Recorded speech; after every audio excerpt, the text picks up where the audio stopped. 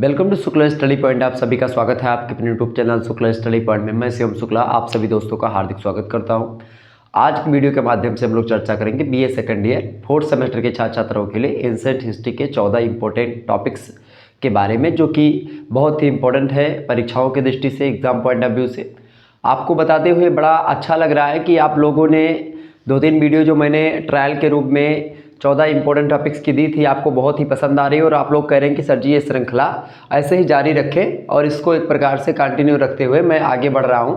आपको बता दूं कि 14 इंपॉर्टेंट टॉपिक्स का मतलब होता है कि ऐसे टॉपिक्स जिनसे परीक्षा में आपके प्रश्न लगातार पूछे जाते हैं और उनसे आपकी बार भी परीक्षा में प्रश्न पूछे जाने की संभावना अधिक है। तो उन्हीं टॉपिक्स को लेकर के मैं हाजिर हूँ आज। Ancient history BA second year fourth semester के छात्र छात्राओं के लिए 2023 में अगर आप परीक्षाएं देने वाले हैं तो इन टॉपिक से आप प्रश्नों को देखेंगे, तो इसीलिए इन टॉपिक्स को आप पहले से तैयार कर लें। दक्षिण भारत के राजनीतिक इतिहास के बारे में आपको पढ़ना होता है। Political history of south India के बारे में पढ़ना होता है। 100 ईस्वी से लेकर के 1300 ईस्वी के समयकाल के बारे में आपको जानना होता है। आपको बता दूं कि पॉलिटिकल हिस्ट्री का मतलब होता है जो राजनीति से रिलेटेड होते हैं। इसमें स्थापत्य कला और कला को थोड़ा सा हम दरकिनार करते हैं, हालांकि इसको जब प्राचीन इतिहास आप पढ़ते हैं एएसी तो उसमें पढ़ना ही होता है। तो एंशिएंट आर्किटेक्चर और ये सब जो पढ़ना होता है, चूँकि जो प्राचीन इतिहास है उसमें आपको आर्किटेक्चर और आर्ट ये दोनों अब पढ़ाया जाने लगा है। एक होता है केवल हिस्ट्री और एक होता है आपका एक प्रकार से प्राचीन इतिहास। तो प्राचीन इतिहास का यह हमारे एक प्रकार से 14 इंपॉर्टेंट टॉपिक्स की वीडियो है।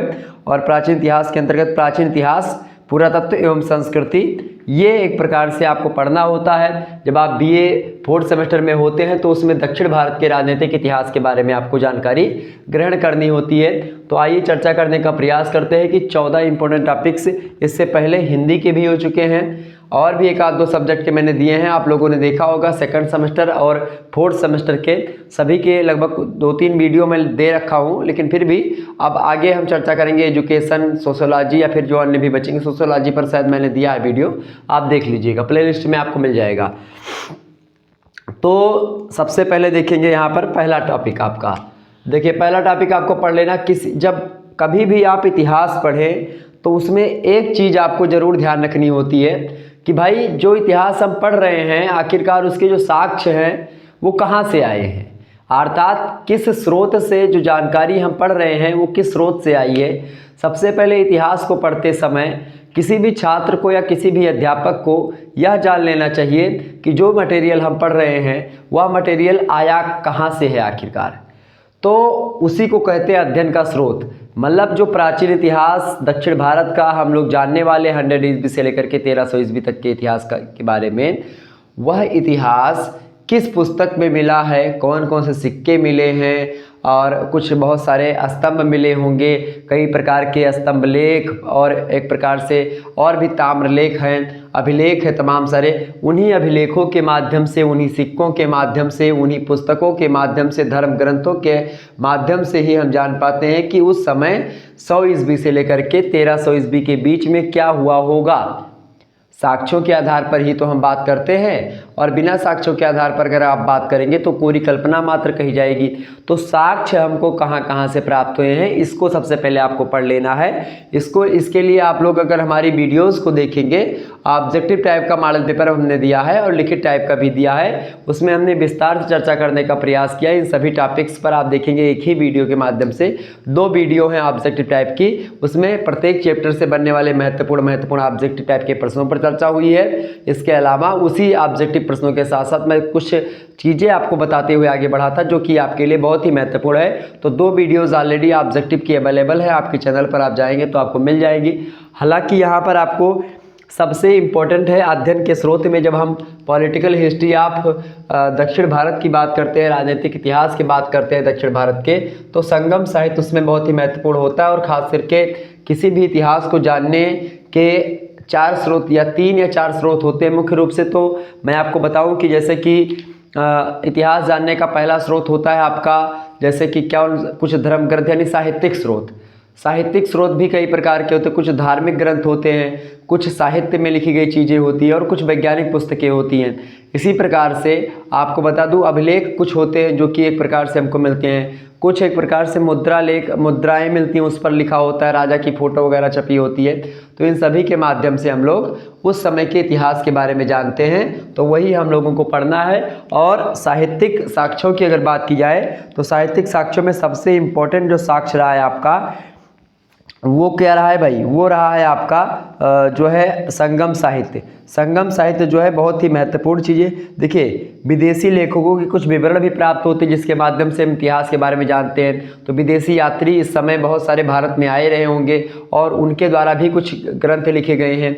उन ग्रंथों के हिसाब से कुछ हमारे यहाँ विद्वान रहे हैं, कुछ एक प्रकार से धार्मिक ग्रंथ रहे हैं। तो उन सभी के माध्यम से हमको जानकारी मिलती है दक्षिण भारत के राजनीतिक इतिहास के बारे में। पुरातात्विक स्रोत, विदेशी लेखकों का विवरण और एक प्रकार से जो साहित्य रहा है। तो उस समय साहित्य में जो सबसे इम्पोर्टेंट साहित्य रहा है उसकी अगर बात की जाए तो वो जो रहा है वो रहा है संगम साहित्य। संगम साहित्य जो है खास करके आप देखिएगा दक्षिण भारतीय इतिहास का क्रमबद्ध और सुव्यवस्थित ज्ञान सबसे पहले संगम साहित्य से ही हमको मिल पाता है। संगम साहित्य की रचना लगभग आप देखिएगा 1000 ईस्वी से लेकर के 250 ईस्वी के बीच में हुई मानी जाती है। और संगम साहित्य एक संगम साहित्य नहीं है, 3 संगम साहित्य हैं। 2 संगम साहित्यों से रिलेटेड कुछ जानकारी कम अवेलेबल है, लेकिन जो तीसरा साहित्य उसमें तमाम प्रकार की पुस्तकें मिली हैं। संगम साहित्य मतलब तमाम प्रकार के जो साहित्य थे उस समय उनका जमावड़ा, उनकी इकट्ठा हो करके और उसी के एक प्रकार से उस पर चर्चा। तो एक प्रकार संगम मतलब होता है इकट्ठा हो गई जानकारी तमाम सारी। प्रथम संगम का जो आयोजन हुआ था वो पांड्य शासकों की राजधानी में हुआ था, मदुरा में, यानी मदुरई में। और मदुरा को अब समुद्र में विलीन तो हो गया मदुरा। और प्रथम जो संगम हुआ था इसके अध्यक्ष थे अगस्त्य ऋषि, और अगस्त्य ऋषि को ही दक्षिण भारत में आर्य सभ्यता का प्रचारक भी माना जाता है। 549 सदस्य सम्मिलित हुए थे प्रथम संगम में। द्वितीय संगम जो है इसका आयोजन भी पांड्य शासकों ने ही करा था। इसके अलावा आपको बता दूं कप्पाटपुरम या जो अलवाई का क्षेत्र है वहाँ पर अलवाई नगर है और कप्पाटपुरम भी, तो वहीं पर द्वितीय संगम का आयोजन हुआ था। इसके ऋषि मतलब कि इसके अध्यक्ष भी अगस्त्य ऋषि ही थे। 49 सदस्य इसमें भाग लिए थे, ठीक है। और 59 पांड्य शासकों ने संरक्षित किया था इसको। लगभग 3700 कवि जो इकट्ठा हुए थे, उन्होंने अपनी रचनाएं प्रस्तुत करी थी, ठीक है। और इसके बाद में तृतीय संगम हुआ। तृतीय संगम की बात की जाए तो तृतीय संगम का आयोजन भी पांड्य शासकों की राजधानी मदुरई में भी मतलब कि उसी में आयोजित किया गया जो पहले संगम का आयोजन जहाँ पर किया गया था। और 49 राज्यों ने भाग लिया था इसमें। 449 कवि आए थे, तमाम प्रकार के विद्वान आए थे। 49 पांड्य शासकों ने संरक्षित किया था। कोई मिला करके आप देखिएगा कि अच्छा इसके अध्यक्ष जो थे वो अगस्त्य मुनि नहीं थे, इसके अध्यक्ष थे नक्कीर, ठीक है। थोड़ा सा ध्यान रखिएगा। इसमें कई ग्रंथ मिले हैं जैसे कि पत्थु पातु और इत्थुक थोके और पदिनेन कील कनकुक। तो ये जो है एक प्रकार से संगम साहित्य से कुछ रचनाएं मिली हैं। इसके अलावा और भी रचनाएं हैं जो कि इसके बारे में जानकारी देती हैं। हालांकि संगम साहित्य के बारे में मैंने जब भारत पेपर में ऑब्जेक्टिव टाइप का बता रहा था तो उसमें विस्तार से हमने बता रखा है, तो आप लोग उसको देख लीजिएगा, उसमें विस्तार से मैंने बताया है। तो ये आपका संगम साहित्य और अध्ययन के स्रोत में आपको कुछ मुद्रा के साक्ष्य और कुछ विदेशी विवरणों के लेखक, कुछ आपको वैसे साहित्य में जब अध्ययन के स्रोत पूछेगा तो संगम साहित्य से ही पूछ लेगा, ठीक है। अगला जो टॉपिक आपको पढ़ना है वो है पल्लव वंश। पल्लव वंश की अगर बात की जाए तो पल्लव वंश जो है बहुत ही इंपॉर्टेंट वंश की भूमिका निभाता है खास करके दक्षिण भारत में। और दक्षिण भारत में आंध्र सातवाहनों के बाद में आप देखते हैं पल्लव राजवंश का उदय होता है। और सातवाहन साम्राज्य के दक्षिणी और दक्षिणी पूर्वी भागों पर अधिकार करके तोंड मंडलम को अपना केंद्र बना करके पल्लवों ने अपने साम्राज्य में विस्तार कर लिया। कांचीपुर को अपनी राजधानी बनाई पल्लवों ने और तोंड मंडलम के शासक के रूप में अधिक विख्यात हो जाते हैं। और पल्लव राजवंश का जो काल है खास करके साम्राज्य निर्माण के साथ ही कला और साहित्य का संरक्षण भी पल्लव वंश का माना जाता है। और आप देखिएगा पल्लव वंश के इतिहास के साहित्यिक साक्ष्यों में संस्कृत और तमिल ग्रंथ के भी साक्ष्य मिले हुए हैं, ठीक है। महाकवि दंडी का जो अवंती सुंदरी कथा है वो भी एक प्रकार से पल्लव शासकों के बारे में विधिवत जानकारी देती है। तो कहीं ना कहीं पे पल्लव शासक जो रहे हैं, ठीक है, वो इम्पोर्टेंट है आपकी परीक्षा की दृष्टि से। तो पल्लवों के बारे में आप पढ़ लीजिएगा। पल्लव वंश बहुत ही इंपॉर्टेंट भूमिका निभाता है दक्षिण भारत के इतिहास की अगर बात की जाए। और पल्लवों की उत्पत्ति को लेकर के विदेशी उत्पत्ति का सिद्धांत है, भारतीय उत्पत्ति का भी सिद्धांत है। पल्लव की जाति को लेकर के एक प्रकार से विद्वानों में मतभेद है। और वैसे पल्लवों के प्रारंभिक शासकों में जो है शिव स्कंद वर्मा, विष्णुगुप्त और इसके अलावा फिर कांची के महान पल्लव शासक आते हैं, सिंह विष्णु हो गए और महेंद्र वर्मा प्रथम हो गए। ये सब महेंद्र वर्मा प्रथम हालांकि इम्पोर्टेंट शासक है। इसके अलावा आपको पता होगा नरसिंह वर्मा प्रथम आता है और महेंद्र वर्मा द्वितीय, परमेश्वर वर्मा प्रथम, ये सब शासक आते हैं पल्लव वंश में। और इस प्रकार नरसिंह वर्मा द्वितीय यानी जिसको राज सिंह कहा जाता था वो भी इम्पोर्टेंट है। परमेश्वर वर्मा द्वितीय, नंदी वर्मन द्वितीय जिसको पल्लव मल्ल की उपाधि मिली थी, दंती वर्मन आता है, फिर नंदी वर्मन तृतीय आता है, इसी प्रकार से नृपतुंग आता है और जो लास्ट शासक है वो अपराजित आता है। अपराजित के बाद में पल्लव वंश के 2 शासकों का नाम मिलता है, नंदी वर्मन चतुर्थ का जिसने 904 ईस्वी से लेकर के 926 ईस्वी तक शासन किया, और उसके बाद में कंप वर्मा मिलता है 948 से लेकर के 980 ईस्वी तक शासन किया। और इस समय चोल शासक पल्लव राज्य का अधिग्रहण कर रहे थे और उसका प्रयास भी कर रहे थे लगातार, और दोनों शासकों ने अपने साम्राज्य को बचाने का प्रयास किया, परंतु अंत में क्या हुआ, पल्लव राज्य चोल साम्राज्य में मिल जाता है और दक्षिण भारत में पल्लव से चाले आप देखिएगा मतलब कि पल्लव से क्या हो गया, चोल वंश का निर्माण हो जाता है। और इसके बाद में हमको पढ़ना होता है, देखिए पल्लव वंश तो आपको यहाँ पर पढ़ा, अच्छा चोल वंश के बारे में हम पढ़ेंगे यहाँ पर 7वें पॉइंट में हमने रखा है पल्लव राजवंश, ठीक है। तो पल्लव का जो शासन है वो बाद में आकर के किसमें विलीन हो जाता है भैया, पल्लवों का शासन विलीन हो जाएगा चोल वंश में, ठीक है। अब यहाँ पर हमको चर्चा करनी है दूसरा टॉपिक, जो तीसरा टॉपिक है वो है राष्ट्रकूट वंश के बारे में। राष्ट्रकूट वंश के बारे में भी इतिहासकारों में मतभेद रहा है, क्योंकि बहुत सारे इतिहासकार हुए हैं, विदेशी इतिहासकार, भारतीय इतिहासकार तो और दक्षिण के भी और उत्तर भारत के भी, तो कहीं ना कहीं पे उसमें थोड़ा सा मतभेद जरूर रहेगा। आपको बता दूं कि पल्लव वंश जैसे एक प्रकार से पल्लव वंश के उत्पत्ति के बारे में विभिन्न संदर्भ दिए जाते हैं, उसी प्रकार से राष्ट्रकूट वंश के बारे में भी। और दक्षिण भारत के इतिहास और संस्कृति के विकास में अगर देखें तो राष्ट्रकूटों की भूमिका भी महत्वपूर्ण सराहनीय रहती है और इसमें कोई दो राय नहीं है। आप देखिएगा 8वीं शताब्दी ईस्वी के मध्यकाल में दंती दुर्ग ने इस वंश की स्थापना करी थी, राष्ट्रकूट वंश की, और भारत के प्रमुख राजवंश की भांति साम्राज्य बनने का गौरव भी प्रदान किया इसको। और आप देखिएगा कई शाखाएं राष्ट्रकूट वंश की थीं, और आपको बता दूं कि मानखेट का जो राष्ट्रकूट वंश है वही मुख्य राष्ट्रकूट वंश कहा जाता है और इसी को सर्वाधिक प्रसिद्धि भी प्राप्त हुई है। और आप देखिएगा कि राष्ट्रकूटों की बात की जाए तो राष्ट्रकूट वंश के जो शासक रहे हैं उनमें दंती दुर्ग का नाम बड़ा फेमस है, और इंद्र प्रथम की पत्नी थी भवनागा, उन्हीं से उत्पन्न हुए थे दंती दुर्ग, और राष्ट्रकूट वंश की गद्दी पर बैठता है मानखेट के राष्ट्रकूट वंश का वास्तविक संस्थापक अगर माना जाएगा तो दंती दुर्ग को ही माना जाता है। और इसको लेकर के 2 अभिलेख भी प्राप्त होते हैं दंती दुर्ग के, एक तो है 742 ईस्वी का दशावतार गुहा लेख और एक है 753 से 754 ईस्वी में प्राप्त हुआ था समनगद अभिलेख, ठीक है। तो दंती दुर्ग के बाद में आता है कृष्ण प्रथम, फिर उसके बाद में आप देखते हैं कृष्ण प्रथम जो था बड़ा विद्वान शासक है। दंती दुर्ग के बाद में इसका चाचा है, और 758 ईस्वी में कृष्ण प्रथम राष्ट्रकूट वंश की गद्दी पर बैठता है, चूँकि दंती दुर्ग का चाचा था, बैठा था गद्दी पर।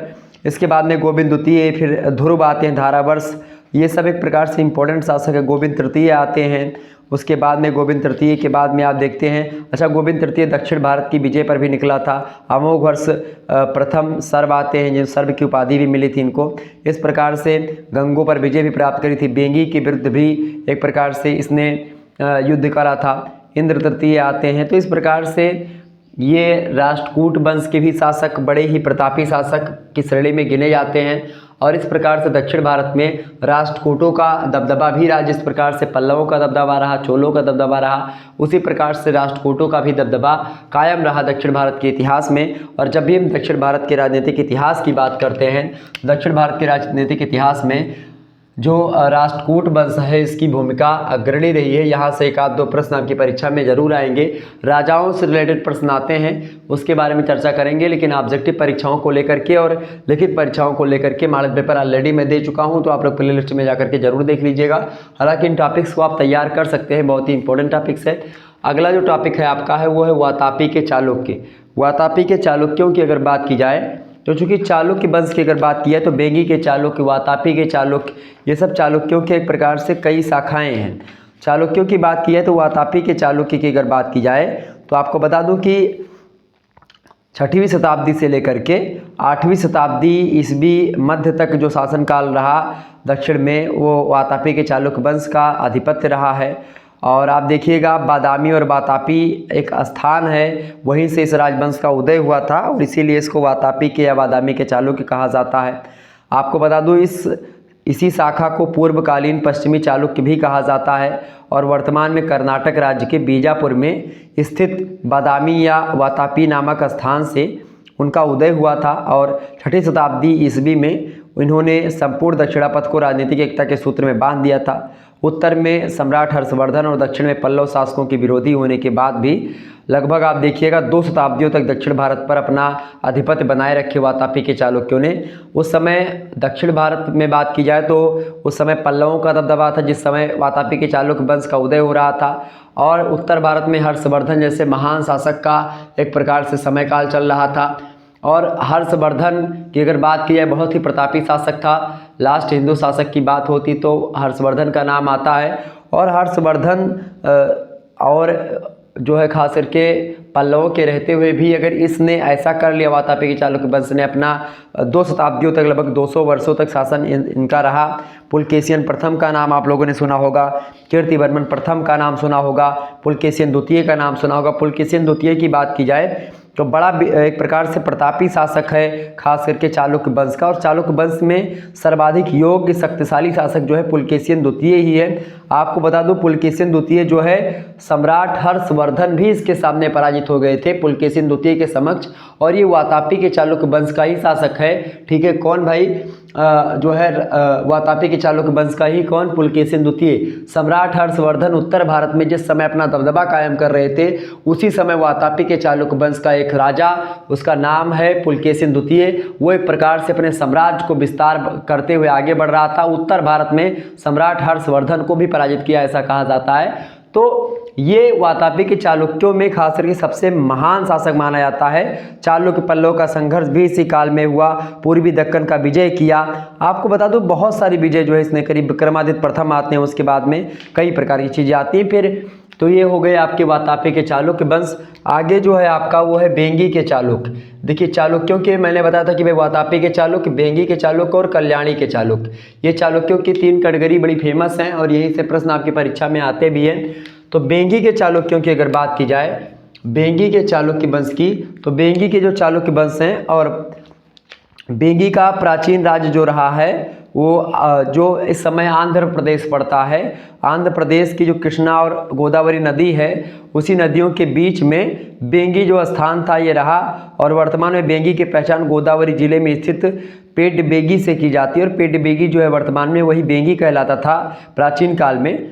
7वीं शताब्दी ईस्वी में आप देखिएगा वातापी के प्रसिद्ध चालुक्य सम्राट थे पुलकेशिन द्वितीय, उसने इसे जीत करके अपने छोटे भाई विष्णुवर्धन को यहाँ का उपराजा नियुक्त कर दिया था, और आगे चल करके विष्णुवर्धन ने यहाँ पर स्वतंत्र चालुक्य साम्राज्य की स्थापना कर देता है। और आंध्र का पूर्वी चालुक्य वंश या उसी को बेंगी चालुक्य वंश कहा जाता है। आपको बता दूं कि जो पुलकेशिन द्वितीय था, मैंने आपको बताया था बहुत ही एक प्रकार शक्तिशाली शासक था, योग्य शासक था, तो उसी ने जीत लिया था, चालुक्य सम्राट था ये वातापी का, और इसने जीत करके अपने छोटे भाई विष्णुवर्धन को यहाँ का राजपाट दे दिया था। और विष्णुवर्धन ने क्या किया कि विष्णुवर्धन ने फिर स्वतंत्र रूप से बेंगी के चालुक्य का निर्माण किया और स्वतंत्र चालुक्य वंश की घोषणा कर दी। तो बेंगी के चालुक्य वंश में एक प्रकार से आप देखेंगे तो विष्णुवर्धन जो है उसका खास करके पुलकेशिन द्वितीय का भाई था ये विष्णुवर्धन, योग्य और शक्तिशाली भी था इसके, इसलिए आपको पता होगा, चूंकि आप देखिएगा उसका कुछ अंश जरूर तो होता है। पुलकेशिन द्वितीय जिस प्रकार से वीरता योग्य चीज़ें कर रहा था तो कुछ ना कुछ उसका असर जरूर होता है। फिर जयसिंह प्रथम आते हैं, विष्णुवर्धन द्वितीय, मंगी युवराज, जयसिंह द्वितीय, कोकल विक्रमादित्य, विष्णुवर्धन तृतीय, विजयादित्य प्रथम, विष्णुवर्धन चतुर्थ। बेंगी के चालुक्य में इस प्रकार से विजयादित्य द्वितीय, विष्णुवर्धन पंचम, ये सब आते रहते हैं और इस प्रकार से बेंगी के चालुक्यों का पतन भी होता है। और उसके बाद में आप देखते हैं बेंगी के चालुक्यों के ही साथ साथ आप देखते हैं कल्याणी के चालुक्य वंश की बात भी की जाती है। तो बेंगी के चालुक्य वंश में से भी प्रश्न आते हैं। वहीं अगला जो आपका है कल्याणी के चालुक्य, कल्याणी के चालुक्यों की अगर बात की जाए तो कल्याणी के जो चालुक्य रहे हैं, दक्षिण भारत में राष्ट्रकूटों का जब पतन हुआ तो राष्ट्रकूटों के पतन के बाद में आप देखिएगा कल्याणी के चालुक्य जो हैं उनका उदय होता है। राष्ट्रकूट वंश का जब पतन हुआ है, फिर उसके बाद में कल्याणी के चालुक्यों का उदय होता है। इस वंश के इतिहास पर प्रकाश डालने वाले साहित्यिक साधन और अभिलेख जो हैं उपलब्ध हैं कल्याणी के चालुक्य वंश की अगर बात की जाए। आपको बता दूं कि विक्रमादित्य षष्ठ ने बिल्हड़ से प्रसन्न होकर के उन्हें विद्यापति की उपाधि दी थी। चूँकि विक्रमादित्य षष्ठ की उपलब्धियों पर प्रकाश डाला है किसने? बिल्हड़ ने। बिल्हड़ की एक रचना है विक्रमांक देव चरित। विक्रमांक देव चरित जो है वो एक प्रकार से विक्रमादित्य के बारे में विस्तार से जानकारी देती है और यही कारण है कि उनको विद्यापति की उपाधि जो है विक्रमादित्य ने दी। विक्रमादित्य षष्ठ की मैं बात कर रहा हूँ, ठीक है। और ये एक प्रकार से यही सारी चीज़ें हैं। और कल्याणी के चालुक्य वंश का प्रथम ज्ञात शासक जो माना जाता है वो भीम माना जाता है। भीम प्रथम बादामी के चालुक्य विजयादित्य का पुत्र था और विक्रमादित्य द्वितीय का भाई भी था ये, ठीक है, ये बात ध्यान रखिएगा। तो फिर इसके बाद तैलप द्वितीय आते हैं। तैलप द्वितीय एक प्रकार से आपको बता दूं राष्ट्रकूट सामंतों पर अधिकार करता है, चोलों से युद्ध करता है, परमारों से युद्ध करता है और कई प्रकार के एक प्रकार चोल चालुक्य संघर्ष भी आप देखते हैं सोमेश्वर प्रथम के शासनकाल में आपको मिलेगा। तो इस प्रकार से आप कल्याणी के चालुक्य वंश के बारे में भी बता सकते हैं। कल्याणी के चालुक्य वंश में आप देखते हैं सोमेश्वर द्वितीय का नाम फेमस है, ठीक है। आगे बढ़ते हो होयसल पर विजय भी प्राप्त करी थी, सोमेश्वर तृतीय भी आता है इसके बाद में। तो इस प्रकार से कल्याणी के चालुक्य और इसके बाद में बात करेंगे हम किसके बारे में भाई? तो बेंगी के चालुक्य और कल्याणी के चालुक्य और वातापी के चालुक्यों के बाद आप देखिएगा अगला जो टॉपिक आपको पढ़ना है वो पढ़ना है चोल वंश। और मैंने बताया था कि जब पल्लव वंश एक प्रकार से अपने चरम पर था और पल्लव वंश का जब पतन होता है, पतन होने के बाद में ये चोल साम्राज्य में विलीन हो जाता है। पल्लव वंश जो है किस में विलीन हो जाता है भैया? चोल साम्राज्य में विलीन हो जाता है। आपको बता दूं कि दक्षिण भारत के सुदूर तमिल प्रदेश में विशिष्ट स्थान बनाने वाले राजवंशों में चोल राजवंश जो है उसका बड़ा महत्वपूर्ण योगदान है।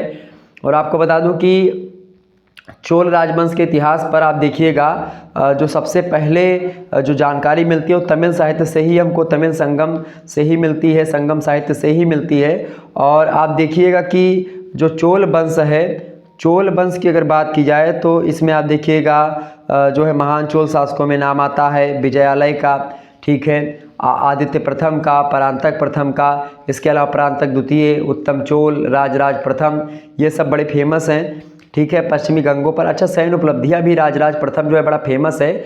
चोल साम्राज्य का वास्तविक संस्थापक जो माना जाता है परांतक द्वितीय को माना जाता है। सुंदर चोल के नाम से भी इसको जाना जाता है, राजराज प्रथम भी इसको कहा जाता है, ये बात ध्यान रखिएगा।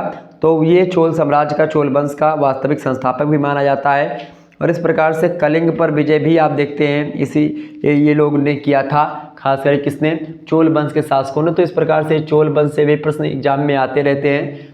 आगे बढ़ते और भी चीज़ों को जानने का प्रयास करते हैं, बहुत ही इंपॉर्टेंट चीज़ें हैं। तो अगला जो टॉपिक है आपका वो 8वां टॉपिक है। 8वें टॉपिक की अगर बात की जाए तो 8वां टॉपिक कौन सा भाई आपका? 8वें टॉपिक की अगर बात करें हम तो 8वां टॉपिक है आपका कौन सा भाई टॉपिक है? टॉपिक आपका पड़ेगा चोल कालीन सभ्यता, मतलब कि चोल कालीन जो स्थापत्य कला रही है उसके बारे में यहाँ पर प्रश्न बन रहा है। स्थापत्य कला की अगर हम बात करें, स्थापत्य कला की अगर हम बात करें भैया तो स्थापत्य कला जो होती है और जो मूर्ति कला हो गई या स्थापत्य कला हो गई या कला हो गई, तो चोल कालीन हमको स्थापत्य कला के बारे में जान लेना है, ठीक है, इम्पोर्टेंट है। स्थापत्य कला में जैसे जो मंदिर वगैरह का निर्माण हुआ है उन मंदिरों के बारे में थोड़ा सा जान लेना है आपको, क्योंकि चोल साम्राज्य में क्या हुआ है, मंदिरों वगैरह का निर्माण हुआ है और उसमें आपको बता दूं कि विस्तार से चीज़ें आपको जानने को भी मिलेंगी। और आप देखिएगा प्राचीन काल में जो स्थापत्य कला का जो सबसे अच्छा नमूना मिलता है, सबसे अच्छी चीज़ जो मिलती हैं वो खास करके यहीं से मिलती हैं, चोल कालीन साम्राज्य से ही मिलती हैं। तो इसको थोड़ा सा ध्यान देने योग्य बात है। ओके, आगे बढ़ते हैं और भी चीज़ों को जानने का प्रयास करते हैं। अगला प्रश्न आपकी स्क्रीन पर आ चुका, फटाफट से आप देखने का प्रयास करेंगे, इम्पोर्टेंट है।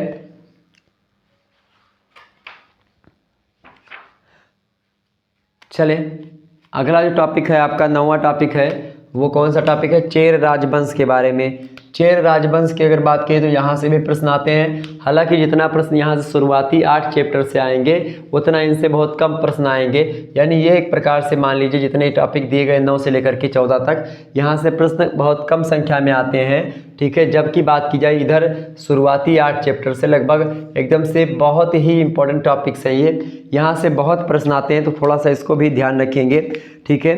तो इसके बाद में कौन सा वंश जो है आप लोगों को तैयार करना है भैया। इसके बाद में आपको पढ़ना है जो सुदूर दक्षिण के जो थे, खास करके एकदम दक्षिण में जो थे चेर राजवंश हो गया, पांड्य राजवंश हो गया, उनके बारे में। चेर राजवंश की बात की है तो आधुनिक जो केरल प्रांत है उसी में प्राचीन चेर राज्य स्थित था। और इसके अंतर्गत आप देखेंगे त्रावणकोर हो गया, कोचीन है, मालाबार का जो तट है, ये सब शामिल हुआ करते थे। और तमिल राज्य जो था वो भी कुछ मात्रा में आप देखिएगा चेर राजवंश के अधीन था। और आपको बता दूं अशोक का जो 13वां अभिलेख है, शिलालेख है, उसमें सुदूर दक्षिण पर स्थित राज्य के संदर्भ में जानकारी मिलती है। चेर राज्य या केरल राज्य जिसको कहते हैं वो पांड्य राज्य के पश्चिम और उत्तर में स्थित था। संगम काल में इसकी राजधानी वंजी यानी कि करियूर थी।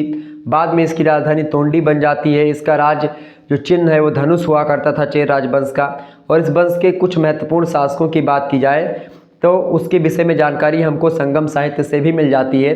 तो कुल मिलाकर के आप देखिएगा प्रथम जो चेर शासक है वो है उदयन जेरल, और लगभग आप देखिएगा 130 ईस्वी में गद्दी पर बैठता है ये। और इसके बारे में कथा मिलती है कि इसने महाभारत के युद्ध में भाग लेने वाली सेनाओं को भोजन करवाया था और इसी से इसे महाभोजन यानी उदयन जेरल की उपाधि मिली थी।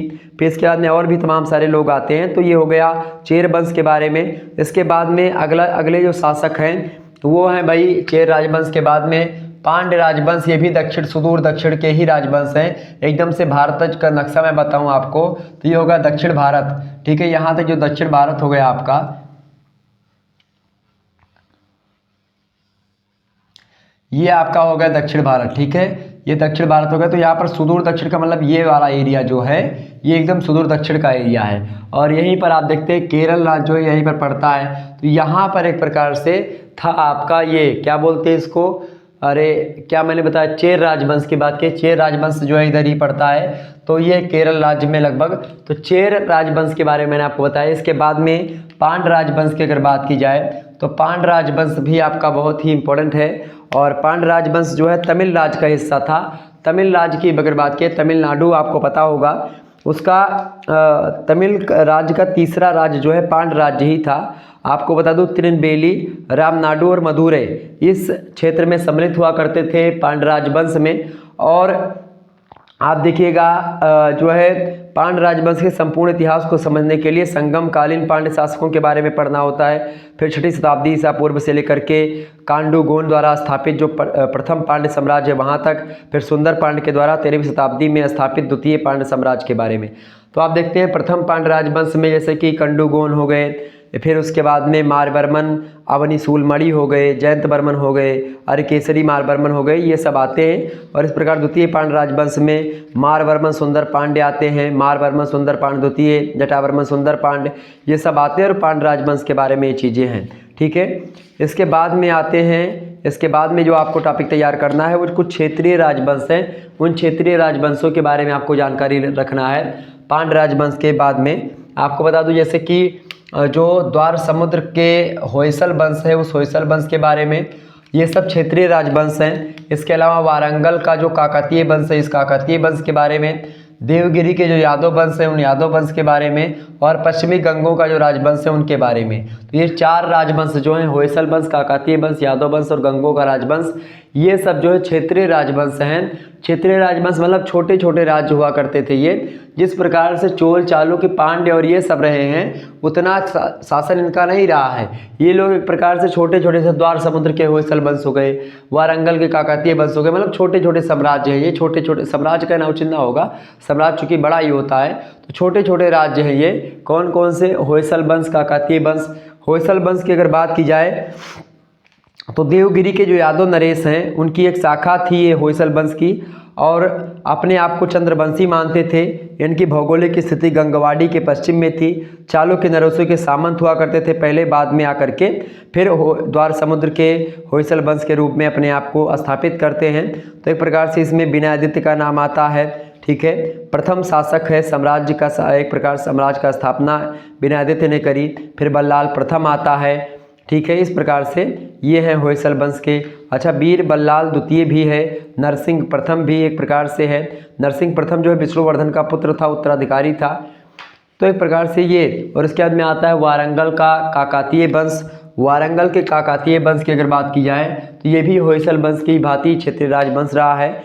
वारंगल के काकतीय वंश की अगर बात की है तो कल्याणी के चालुक्य जो थे, कल्याणी के चालुक्यों के सामंत थे ये, कल्याणी के जो चालुक्य हैं उन्हीं के सामंत थे वारंगल के काकतीय वंश, ठीक है। और जो यादव थे, यादव वंश के सामंत थे ये होयसल वंश के जो मतलब कि जो शासक थे। तो वारंगल जो थे वो किसके सामंत थे भैया? कल्याणी के चालुक्य के सामंत थे। काकतीय वंश का जो पहला शासक था वो वेद प्रथम था और इसका पुत्र प्रोल प्रथम वातापी के पश्चिमी चालुक्यों का सामंत था। चालुक्य नरेश उस समय सोमेश्वर प्रथम थे। उनके समय विद्रोह को दबाने में जो प्रोल प्रथम व्यक्ति था उसने महत्वपूर्ण भूमिका निभाई थी और इसीलिए सोमेश्वर प्रथम ने उससे प्रसन्न होकर के उसे आंध्र प्रदेश में खास करके हनमकोंड की जागीर प्रदान कर दी थी। और यही प्रोल प्रथम वारंगल के काकतीय वंश का संस्थापक माना जाता है। सोमेश्वर प्रथम के बाद चालुक्य नरेश विक्रमादित्य षष्ठ के समय में काकतीय वंश का प्रोल द्वितीय शासक होता है और उसके 2 अभिलेख खास करके मिलते हैं, ठीक है।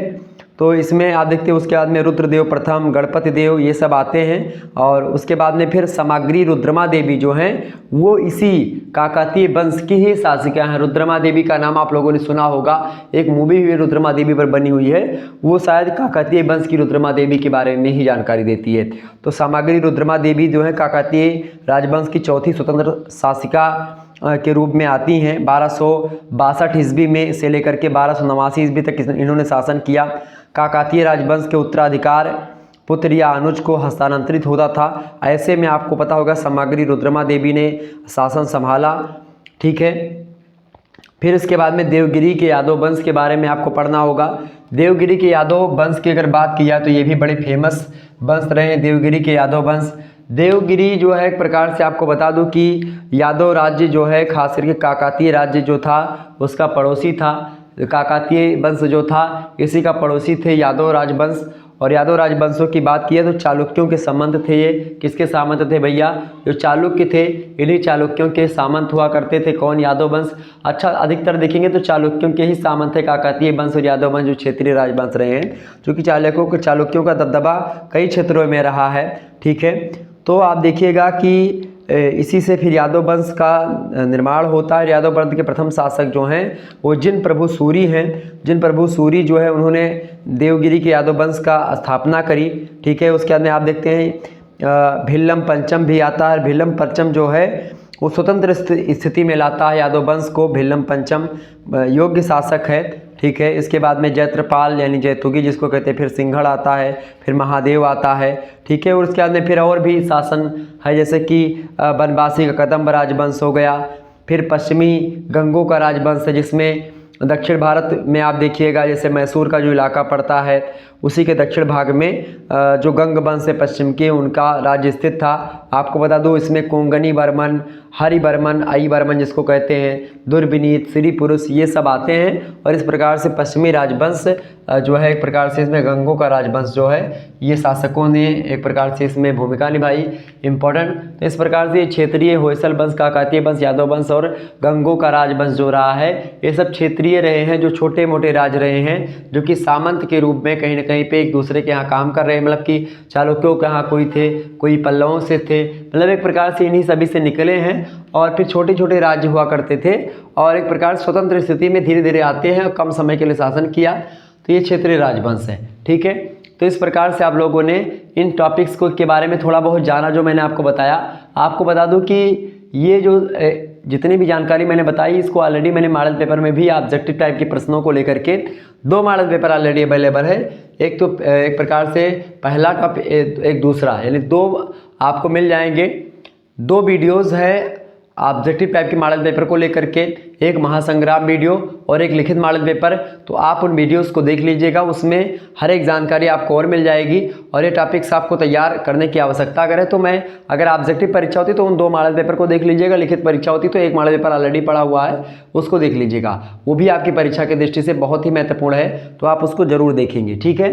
तो लगभग आप लोगों ने इन चीज़ों के बारे में समझा, यही आपको थोड़ा बहुत पढ़ लेना, जानकारी ग्रहण कर लेनी है। और शासकों के बारे में एक आध दो, जैसे पुलकेशिन द्वितीय के बारे में आपको जान लेना है, भिल्लम पंचम के बारे में आप लोग को जान लेना है, रुद्रमा देवी के बारे में आपको पढ़ लेना है, ये सब इम्पोर्टेंट है, ठीक है। इसके अलावा जो है विक्रमादित्य षष्ठ के बारे में आपको जान लेना है, ये सब इम्पोर्टेंट शासक हैं, ठीक है। इनके बारे में नरसिंह वर्मन प्रथम हो गया, नरसिंह वर्मन द्वितीय हो गए, इन सभी के बारे में भी आपको पढ़ लेना है। तो ये सब इम्पोर्टेंट शासक हैं जिससे परीक्षा में प्रश्न आपके पूछे जाते रहे हैं। तो इसीलिए मैंने सोचा कि आपको कुछ बता दिया जाए। अगर यह वीडियो पसंद आई तो फटाफट से वीडियो को लाइक कर दीजिएगा, चैनल पर अगर नए हैं तो सब्सक्राइब कर दीजिएगा। इसी प्रकार से और भी वीडियोस देखने के लिए चैनल को सब्सक्राइब करें, वीडियो को शेयर करें। आपको बता दूं कि इन सभी टॉपिक्स के बारे में हो सकेगा तो और भी एक आध दो वीडियो देने का प्रयास करूँगा, और उसमें विस्तार से हर एक चीज़ों के बारे में आपको लिखित साक्ष्यों के हिसाब से समझाने का भी प्रयास करूँगा, ठीक है। तो आप सभी लोग वीडियो को लाइक और शेयर करें, और आपके और जो सब्जेक्ट हो जिनके बारे में आपको चाहिए 14 इंपॉर्टेंट टॉपिक की वीडियो, वो आप लोग कमेंट जरूर कर दीजिएगा, ठीक है। जैसे ही आप कमेंट करेंगे फिर उसके बाद में उस वीडियो पर मैं काम करना शुरू कर दूंगा और कुछ चीज़ें आपको देने का प्रयास करूंगा, ठीक है। बहुत बहुत धन्यवाद, मिलते हैं फिर नेक्स्ट वीडियो में। गुड नाइट, बहुत बहुत धन्यवाद।